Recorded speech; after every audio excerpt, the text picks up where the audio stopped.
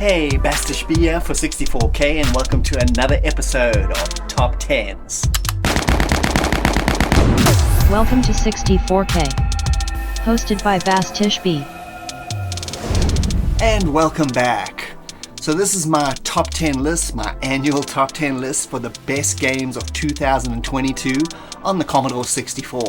These are games that came out between December 2021 and the end of December 2022. So let's not waste any more time and get on with the countdown.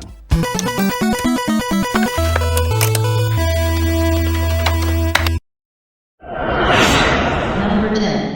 Robot Jet Action was released in January 2022 on the Commodore 64 by Thomas Milnick. This game kinda came out of nowhere for me. I wasn't even aware of its existence, which is amazing to me to think that there are so many Commodore 64 games currently being made. I can't even keep track of them all. Anyway, Robot Jet Action can best be described as the bomb jack game the C64 always deserved. If you were disappointed in the 80s with Elite's conversion of that game, then this I feel finally fills that gap. The story is really original as well, with a bunch of robots invading random gaming worlds and stealing all the loot you usually collect, like stars, coins, diamonds, etc. And it's up to you as the robot with the jet action to get all the stuff back, so the games can go on as usual. The game also kicks off with this really cool, awesome little intro sequence that shows everything I've just described. A nice feature is being able to choose which of the 5 gaming worlds you want to visit. This non-linear approach makes checking out all the areas inviting, as opposed to maybe not being able to see half of them because the difficulty is too high. But I'm not going to sugarcoat it. The difficulty is pretty steep. You are literally going to die a lot. Just like Bomb Jack, you use one button to boost and you can multiply that by the amount of fuel in your jetpack. Basically, collect all the shinies and avoid the enemies and level traps. Each of the game's worlds is also an homage to other games. So far I've noticed Mayhem in Monsterland, Flashback, and even Jet Set Willy. It's cool to see this kind of Easter eggs, especially for us veteran gamers to enjoy. Overall, there are 35 levels of action, all spread out over the 5 worlds, and also includes big boss style end stages. The graphics are very impressive with their excellent high-res look and wonderful use of color, all done by Thomas himself, as he served as coder, graphics artist, and concept artist for the entire game. The music is also absolutely rocking as well by Kamil Wolnikowski and fits the game perfectly. I only wish there were more tunes, but that's just me being greedy as I'm a bit of a SID junkie. Despite the game needing some trial and error, especially noticing those little level traps that spike you all the time and the higher difficulty, it's still a very well made and great experience to try out. The game is also available for free, so why not? And I'll leave links in the video description for you to check it out, as it works on all modern emulators, Mini and Maxi, and the original Breadbox.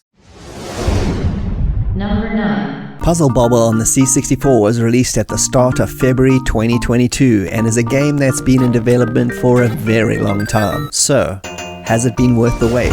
I'd say a resounding yes. The team of Asiad, NM156 and Hen have truly delivered a wonderful 8-bit version of Taito's classic puzzler. No shortcuts have been taken and the entire arcade experience is here in its full glory, from the wonderful recreation of the Neo Geo title sequence,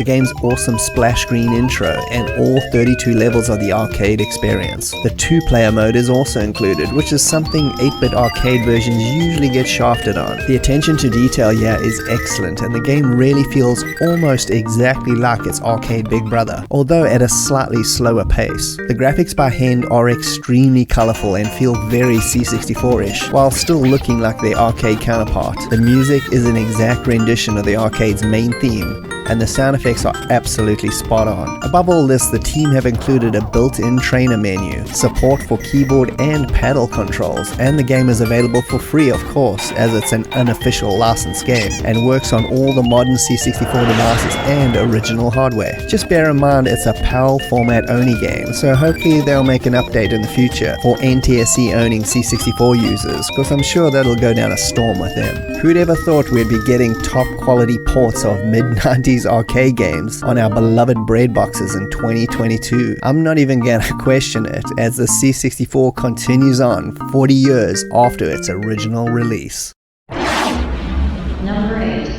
Gold Quest VI Under the Spell of the Seven Dragons Extended Edition was released in the first quarter of 2022 by the New Dimension on the C64. It's the latest in an ongoing dungeon crawling series that started way back in 2005, built then using the shoot-'em-up construction engine by Sledgy and Richard Bayless. This sixth installment though abandons that and is fully programmed in BASIC while using the Petsky art style, and it really takes this series to the next level. Your dwarven character sets out on a quest to save Sledgy, trapped at the bottom of the dungeon. The game's goal is to free Sledgy and defeat the orc and dragon bosses, but also to loot as much as possible on the way, thus making your name into the great book of dwarven heroes, or the high score table for us regular folk. This game takes the complexity of old school dungeon crawlers and throws it out the window, making playing this game 100% accessible, with just a joystick and nothing else, and it works exceptionally well, and doesn't lessen the detail or mountains of options available. And of course you can still choose to use the keyboard if you wish. You get to make your own character and then set off into the abyss. You have a handy map that shows where you've gone, so you never really get lost. An action window shows items, enemies, and characters you come across, with your basic stats, and the menus below for selecting items from your backpack or talking to people, etc, etc. It's very slick and no need for separate screens for any other information. Fighting is all stat based, so once you decide to fight, it's whoever has the biggest weapon and stats basically wins. It's simple and straight to the point. The dungeon levels are littered with all manner of interesting events, beasts to fight, traps, people to talk to, and trade items or buy stuff. It's extremely diverse, and the quick-paced nature of the game mean you never really get bored. Between levels you can also stop at taverns to replenish your HP, go buy items such as weapons or armor, or take on special quests. Special items can also be bought that have various effects, like reveal the entire map instantly, for example. This game is just loaded with personality and charm and sports excellent colorful Petsky graphics, and has the option for either German or English language. A great title music track from Richard Bayless, who always delivers a rocking good Sid tune, and just simple, easy to get into gameplay. Basically, this is a must play for all you dungeon bashers out there. We interrupt our program to bring you this important message.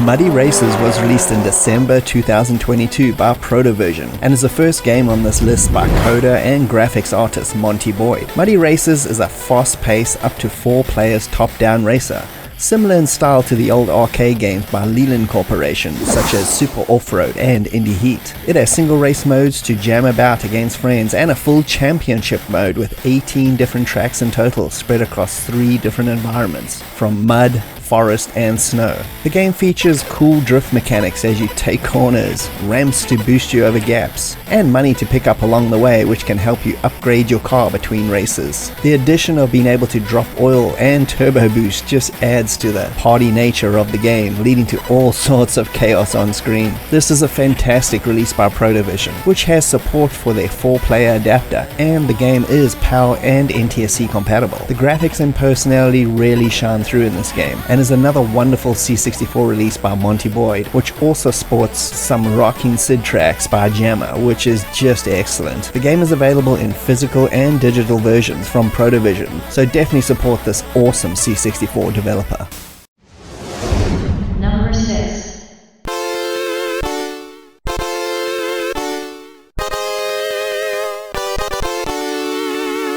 As you can see, the group Megastyle made up of Chris Stanley on programming, Ruin Spans on graphics and Roy Whitting on music have spared no expense in this brilliant remake of The Empire Strikes Back, now on the Commodore 64 for the first time in its original version. The game is pretty much overall the same, but is loaded with details and extra touches to make it the ultimate 8-bit version currently available. The biggest problem with the original was that it had no ending or winnable situations.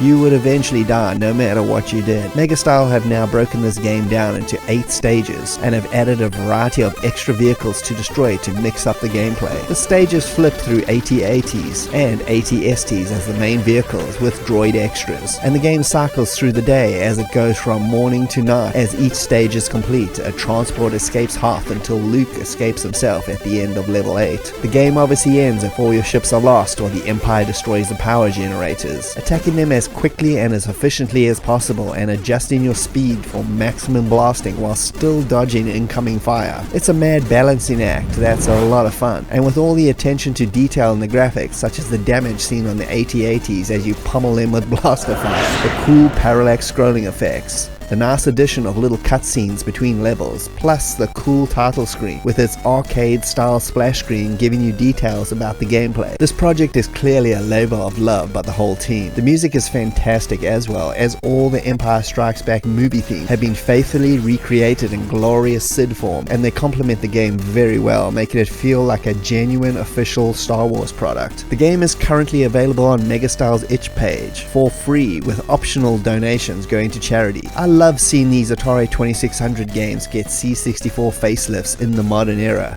and this is another prime example of this concept working brilliantly. Number 5.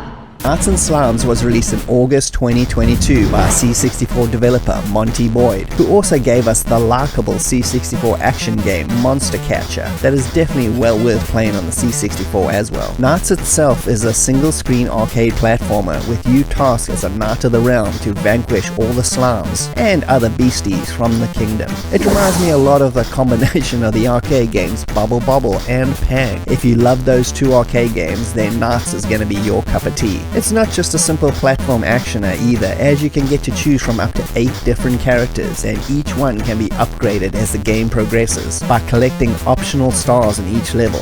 Every 100 points gets you one of 3 upgrades, from more health, a double jump, and a weapon enhancement. What's really cool is the inclusion of a save system, so all your character upgrades don't go to waste, as well as a password system depending on how you play the game, either through VICE, the C64 Maxi, or on original hardware with a flash card. So this all gives the game an RPG style vibe that definitely extends the replay value. In the game itself, you have to destroy a set number of slimes per level before going to the next stage. You can jump on them or run into them with your sword to explode them into many smaller pieces. All the chunks have to be destroyed for a slime to die, but beware, if you don't act fast, 2 slimes of the same size can rejoin with one another and reform, so speed is definitely a factor. Besides upgrades, there are also various power-ups that appear randomly in each level, granting temporary abilities like freezing all the enemies or turning yourself into a fireball on screen for some mass destruction. The game is really big with 4 different worlds to explore, each containing 8 levels in each, and once you complete each world it opens up so you can select it the next time you play it from the menu. This is overall a very addictive arcade action romp with absolutely gorgeous colorful graphics, a fun little Capcom styled arcade splash screen intro,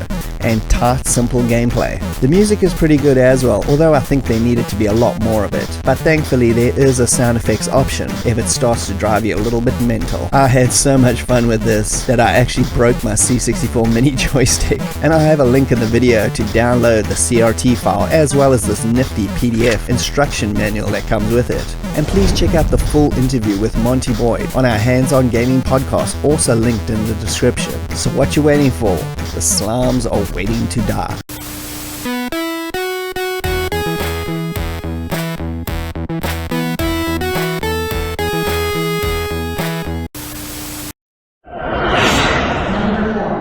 Terrestrial was released by Cytronic Software in December of 2022 and was my most anticipated C64 game of the year. Unfortunately, it's a good game but has some really frustrating gameplay mechanics. But let's talk about all the positives first, because there is a lot, and it's another visually beautiful game by Icon 64. No strangers to the modern C64 scene, giving us so many gems over the last decade. Terrestrial finds you as Captain Havoc trying to stop an alien invasion, one man in a spaceship style. The game itself is broken down into about 7 main levels with 9 or so mini games in total, and this is the game's biggest plus. It's the sheer variety of gameplay on offer here is pretty astounding and impressive. Like most Icon games, it's a big old homage to classic C64 gaming, with its style taken from the likes of Beachhead, Raid Over Moscow, Cabal, and Buck Rogers, and it successfully manages to mix all these styles together to make a really varied and exciting gameplay experience. The downside is some of these minigames are beyond frustrating, the second level in particular, taking out the capital ship with your long-range cannons. Even after reading the instructions really carefully, it took literally hours of gameplay to try and get past it, which is a real shame, and it's super frustrating, and I feel that 90% of people are gonna simply just give up and not see the rest of this excellent game.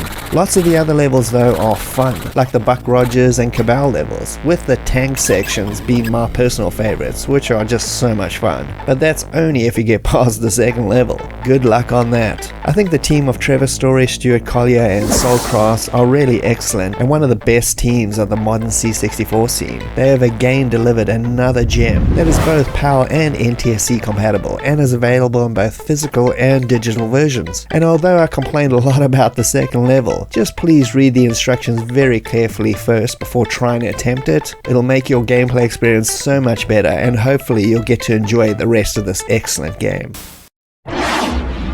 Number 3. Rogue 64 was published in January 2022 by Bitmap Soft, with the game being developed by Badger Punch Games on the Commodore 64. This is the same team behind 2020's fun arcade ROM Showdown, also on the C64, and featured in episode number 25 of my new retro series. This game, however, is in a completely different genre, that being a procedurally generated roguelike. If you're unfamiliar with the genre, it's about trying to see how far you can make it in a dungeon before dying. Strategy and light RPG elements, and easy to get to grips with gameplay make this a fun entry-level RPG style genre to get into, and that applies to this game as well. I was lucky enough to talk to lead programmer Ricky Sickinger about the making of this game. Hello, my name is Ricky Sickinger. I'm a developer at Badger Punch Games. The last 2 years we've been working on Commodore 64 games, and Rogue 64 is our latest one. Rogue 64 is a simple but very addictive game. It starts out easy, but thankfully ramps up the difficulty slowly so you never find yourself too frustrated. The story for the game has you as an explorer looking for some fortune and glory, and taking on the challenge of trying to make it to the bottom of a deadly dungeon known as Mordecum to claim its treasure. And it goes without saying that the further you go, the more deadly it becomes. I asked Ricky if he could tell us a bit more about the team behind this game. Hanning is our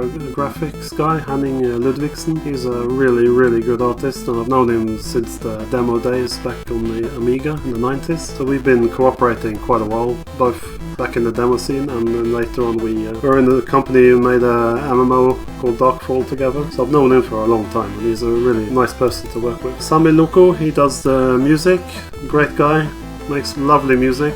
Got to know him the last year or so, because he helped us make the music for Showdown and then Snowdown. So yeah, he's a really great guy and a lovely musician. Gameplay is simple. You walk into monsters ease style to fight. You can pick up an array of potions to help you on your quest. These have various properties like healing, boosting your strength temporarily, and killing all the monsters on screen. Your goal in each level is to find a key which can unlock the door to the next dungeon level. What I like about this game the most is the approach of having all the info and stats on the same screen, eliminating any extra input for other screens, which streamlines not only the pace of the game, but also the simplicity of the whole thing. I asked Ricky about the idea behind doing this. The aim of Rogue 64 has always been to keep it as accessible as possible to people, but at the same time keeping it in the roguelike genre. But the actual reason why everything is on one screen and why the play screen is just 10 by 10 shells is because of it's based on the Rogue 4K game. And in the Rogue 4K game we actually had a bigger play screen in the beginning, but then we found out that as I was getting meeting the requirements, and I was running out of space basically. I started using screen space for code, so I reduced the play area so I could have a few more bytes for my code. I found out reducing it down to 10 by 10 actually worked pretty fine. And so when we started on Rogue 64 we kept it that way. And then we were able to have the map on the right hand side and have all the stats on the left hand side and put all the information on the screen at the same time, which worked out pretty well actually. The last few years the C64 has been blessed with many games in the genre, from the awesome Katabatia to Trogue 64, and it's fun seeing this genre's revival. On a system these kind of games had some of their first releases back in the early 80s. I asked Ricky about how this game came to be and the choice to make a roguelike. Rogue 64 is based on a rogue-like game that we made for the Cassette 50 charity competition called Rogue 4K. In that competition you had to make a game that was less than 4 kilobytes, and I thought it would be interesting to try and make a roguelike in 4 kilobytes, because then you have, when you do a procedural generation, and it's easy to make more content even though you have quite a few memory restrictions. The game ended up being less than 4K, but over 2K of the code was actually just the dungeon generation algorithm.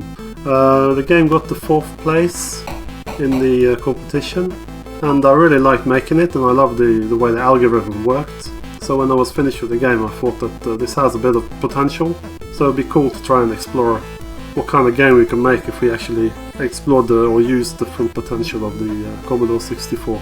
There are many things to like here. The simple but detailed graphic style, which really appeals to me. It makes me think of classic games like Temple of Apshai, for example. The music is particularly good, really taking advantage of the SID chip, with a long, modern-sounding, haunting yet toe-tapping tune, complete with sound effects for added atmosphere. It's really good. The auto-mapped feature on the right is also pretty impressive, and it helps eliminate the use for good old pen and paper. But my favorite aspect of this game is that when creatures die, they don't respawn. Kill everything in a level and you're free to explore unhindered, which is an aspect of these games which is always annoying, especially in large scale areas. I was curious though as to how long the team had been working on this game for. We started work on Rogue 64 after the Cassette 50 charity competition was finished, so I guess it was around beginning of April.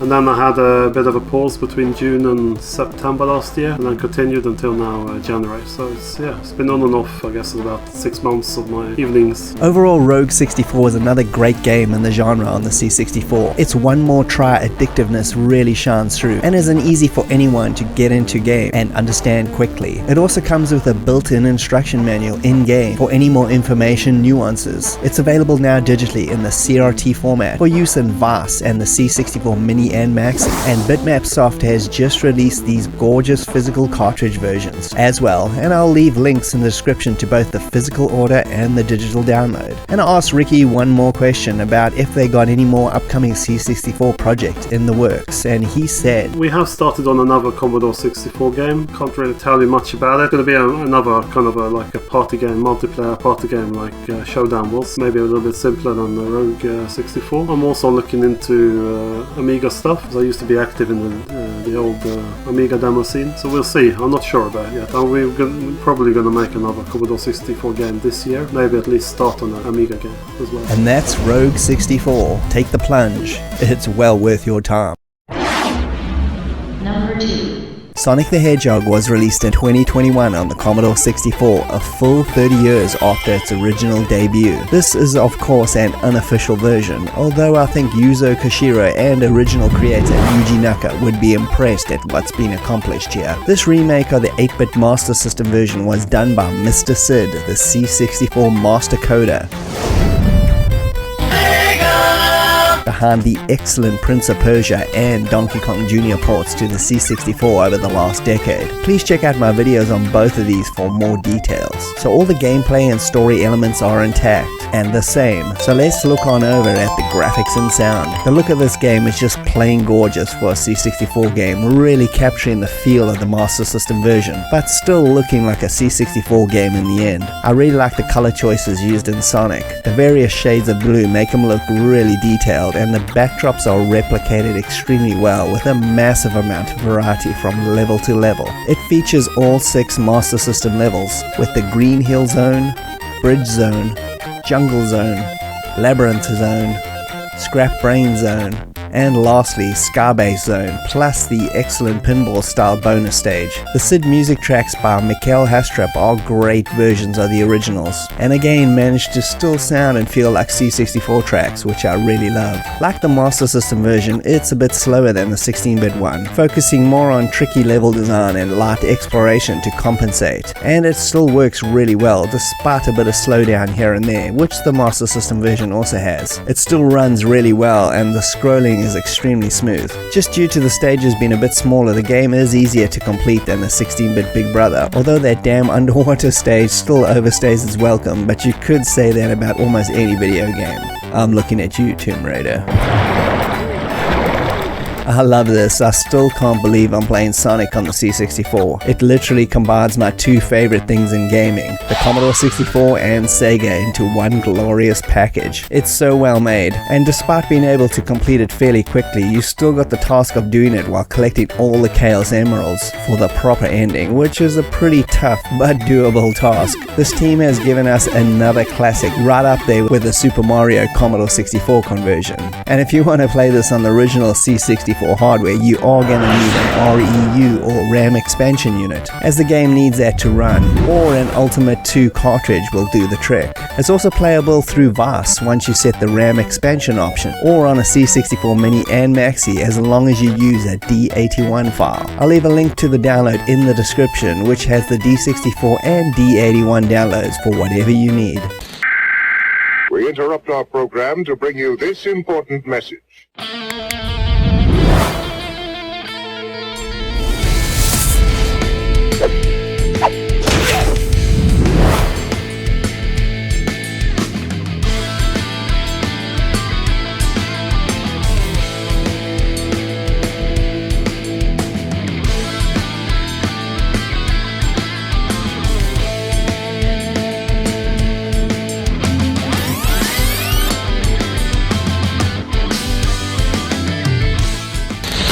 Okay, so we're going to stop this countdown here for a few minutes and check out a whole bunch of honorable mentions.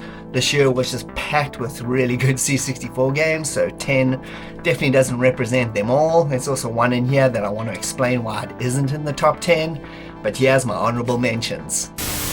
December 2021 saw the release of Scramble Infinity, a really gorgeous looking remake of the Konami arcade classic Scramble from the early 80s. Strike Back was a small, simple arcade style shooter from Sarah Jane Avery, where you play a drone bombing tanks and taking out missiles. Quick, addictive fun. Tutankhamun was an excellent arcade conversion of the 1980 Konami arcade, done by LC Games, which had never actually got a port to the C64 before. Polar Bear in Space is a really fast-paced drop zone style shooter. It's extremely difficult, but still a really well-made game to try out. Berserk was another conversion of this arcade to the C64, this one done by Arlasoft, and it's a very accurate conversion, which is really well done. Bug Incorporated was a fun, simple platform style shooter, reminiscent of early 80s style arcade ROMs. We Are Stardust was a nice looking and sounding endless runner that was included with the Lukash vinyl album of the same name. Venture is another cool arcade game, gracing the C64 for the first time, and is a really good version of the XD arcade classic.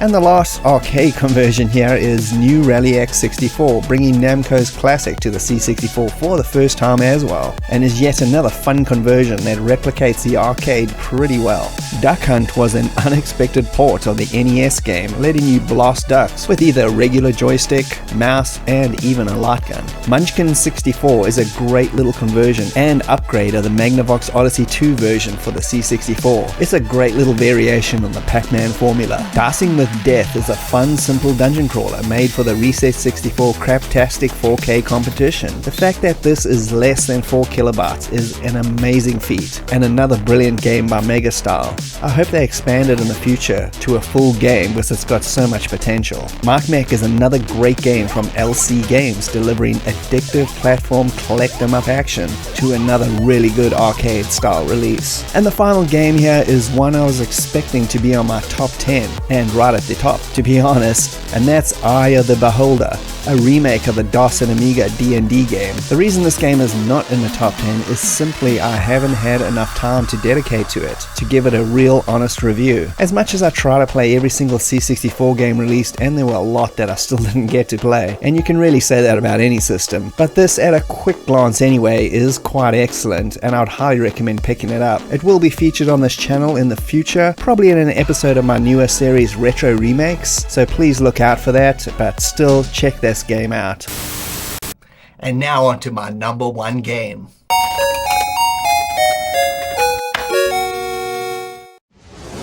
And number 1 is LYKIA The Lost Island is a joint release between Cytronic Software and Protovision. This was my most unexpected C64 game of the year that just delivered on everything I could have possibly wanted in a game of this genre, which is a Zelda-styled adventure puzzle game, which is pretty uncommon on the C64, which makes this an extra special treat. You play Nora, who's about to celebrate her 16th birthday in her small village, but a bunch of big events are about to be set in motion, and Nora's gonna be thrust into a situation where she's gonna have to save the world. The story, characters, and settings are the real charm of this game.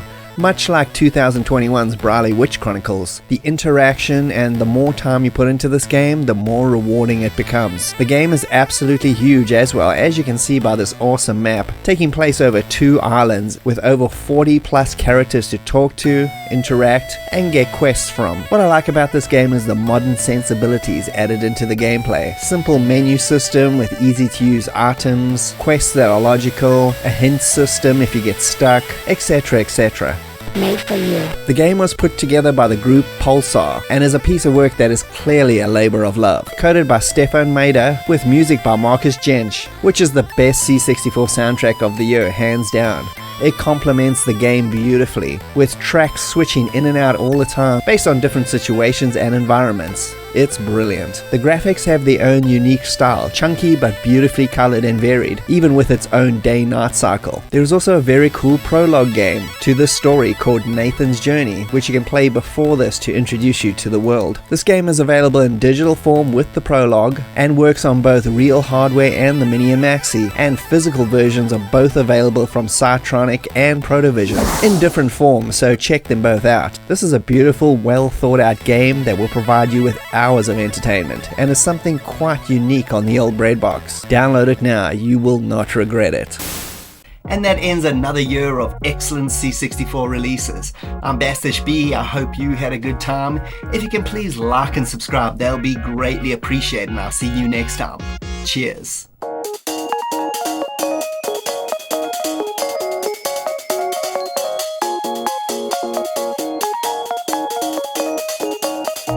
Thank you.